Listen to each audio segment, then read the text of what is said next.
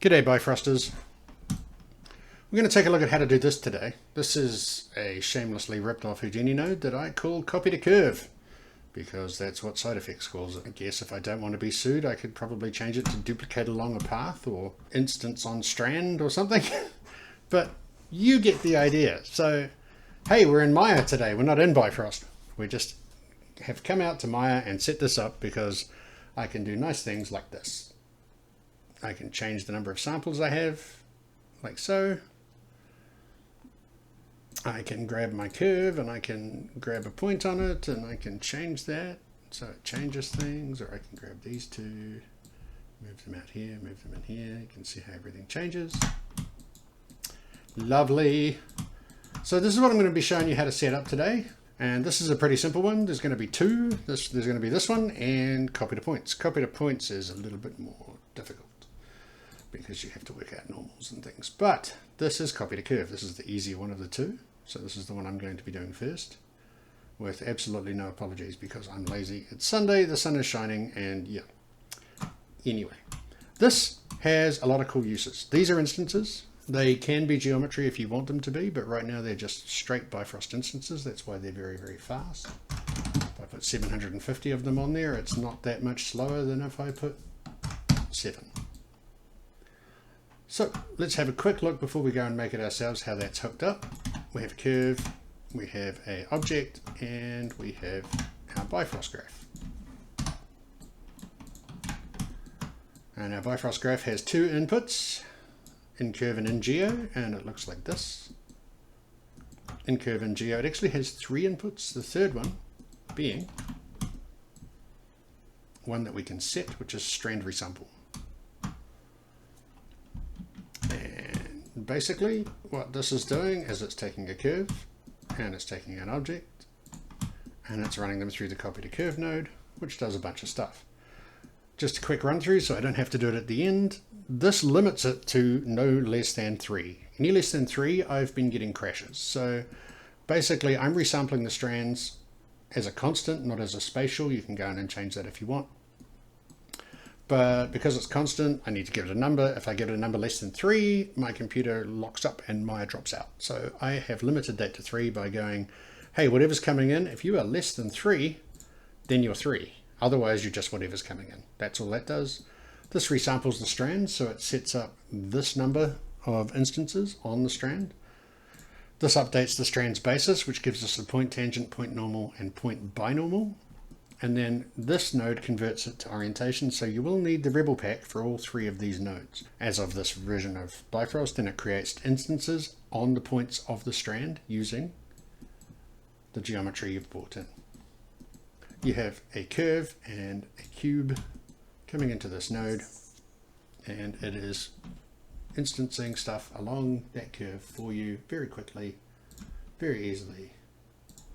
Select the curve. Oops, no, select the Bifrost. Didn't want to make another curve.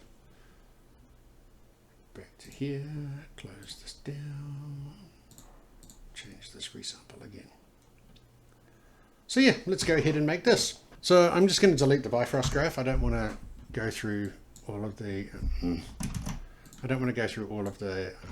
making of new things all the time. So this, what I will do to show that it's not sleight of hand or editing, even though this doesn't prove anything, I'm just going to change this curve a little bit. And let's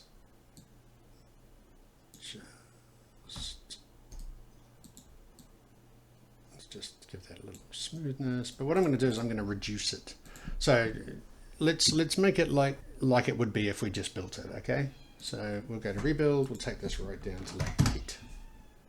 Apply. It's the Abandonment Issues kitty that you can hear in the background. She thinks everybody's left and just left her alone to die. So if we have a look at our control verts, yep, that's quite low res now.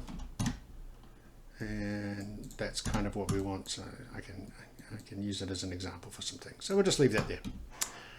Off to Bifrost we go. So I'm going to create a graph, and into that graph I'm going to bring in my curve, and I'm going to bring in my cube. Now these are obviously stand-ins. You can, as you saw, you can change the inputs to whatever you like. And then I'm going to make a compound like this, and this goes into here, this goes into here, and because I like to keep myself sane,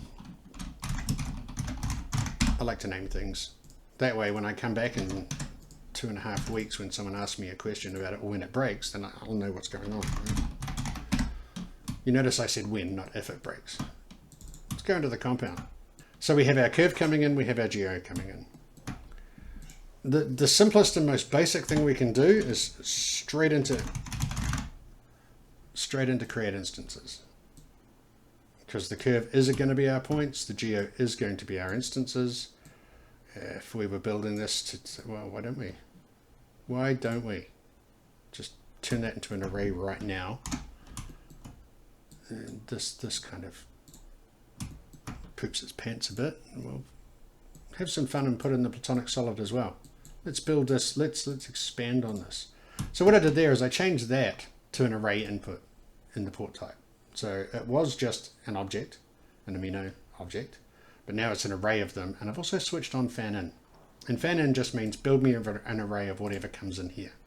So you see it's mesh 1, mesh 2, but it's all in an array. Inside here we have an array going to the instance geometries, and if I put that out, so as you can see it's created the instances there on the curves. It's doing it sequentially, so it starts with the first in array, then goes to the next one, then wraps back around to the first, then goes to the next one, etc, etc, etc. I can change that to be random if I like, so it's more of a random distribution. Let's do that. So now we've got 2 objects coming in to the instances. We're still able to, this is still copy to curve, it's just copying more than one object at a time. So to make this a bit better, we need to do a couple of things. First thing we need to do is give ourselves the ability to increase the number of objects on that curve. And the reason it's stuck there where it is because it's essentially going for where the control vertices are, well, the curve objects are. So it's evenly spacing them out. If I want to increase that, what I need to do is put more points into that curve. Now, because the curve is a strand in Bifrost, as far as Bifrost is concerned, I can resample that strand using a node from the Rebel pack, resample strands. Let's turn off spatial, trust me on this. And we'll change this to some sort of more human number like 10. Put that in there. You can see that they shifted. Now if I change this number, say 50, now you're starting to see what's going on. Let's get it back up to 150. Suddenly we've got a problem. Like here, the blue thing is our curve in Maya, but this is what I'm getting out of Bifrost. The trick is that if you take a look at the control vertex, the control vertices of that curve, the pink dots and squares and U and things, that's showing me that it's a really, really low res curve. So the easiest way to fix this, in fact, the best way to fix this is to rebuild that curve. So remember we took it down from 48 to 8, let's take it to 96. Now, because the control vertices, if I go back to them, and wireframe might help, there are a lot more of them, they're a lot closer to the curve, getting a much more accurate representation out of Bifrost. Now we've got some more things to fix. I would really like my objects to follow the curve. At the moment they're all just in their original orientation. If I just show those, we're looking from roughly the top, you can kind of see the cube is of this orientation and so is every other cube that's been instanced. So we need to fix that. We can fix that in here with another Rebel Pack node called update strand bias. What the bias does, if you look at the info tab, it's not going to help you. But which, you know, I don't know why I was expecting that it would, to be honest. What it does is it updates every point on the strand with the point tangent, point normal, and point binormal, which gives you the direction that the curve is moving in and the normals of it. So if I now plug this in, it's not going to do terribly much because I need one more thing, which is strand's basis orientation. What we're trying to change is the orientation of the points that we then instance on. If we change the orientation of the points, then anything we instance onto that point will follow that orientation. So if we now take this out here, and you can see that they're now really nicely following the curve. Plus, as a bonus, you get all three of these and the orientation out to play with if you want to. Great. That's great. We are there. Then we're pretty much done. There's a couple of like housekeeping things that we need to do, so let's do those. I want to be able to change my instance count, right? So let's call this resample strand. Now I'm not going to go for spatial. Anybody who wants to do spatial can come in here and do it. Okay, I'm just going to go with the number of things we're going to scatter across this curve. And here we have a problem because, as I said in the introduction, if you take that down to 0, at least on my machine, Maya crashes. So we're just going to set up a little bit of a safety net for that. I'm going to take in this input and I'm going to put it into a less. So what I'm saying is that if you are less than 3, then do something, right? And the thing I'm going to do, I'm going to first test to see if it is less than 3.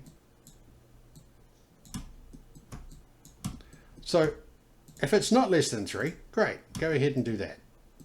So anything 3 from 3 and up, great. Just go ahead, look, it'll even work. Go ahead and do it. Okay, I can come out here, I can change this. Let's change this back to 50. There we go. But if you are less than 3, you're causing me problem. I'm going to chuck in a value node like this, and I'm going to set that to 3. And this is super simple. This is basically saying, hey, what are you? If you're less than 3, no, you're 3. Yeah? If you're less than 3, be 3. If you're more than 3, just be whatever you are. And that's great. So that's our node recreated, more or less. There are a couple of things you could put in. Baking instances would be one of them. Let's do that. So I'm just going to do that with an if. And this is my condition. My condition is going to be bake instances. So if you wanted to get geometry out rather than instances out. If I don't want to bake instances, then I'm just going to go straight out from the instances to the output. All good. No problem.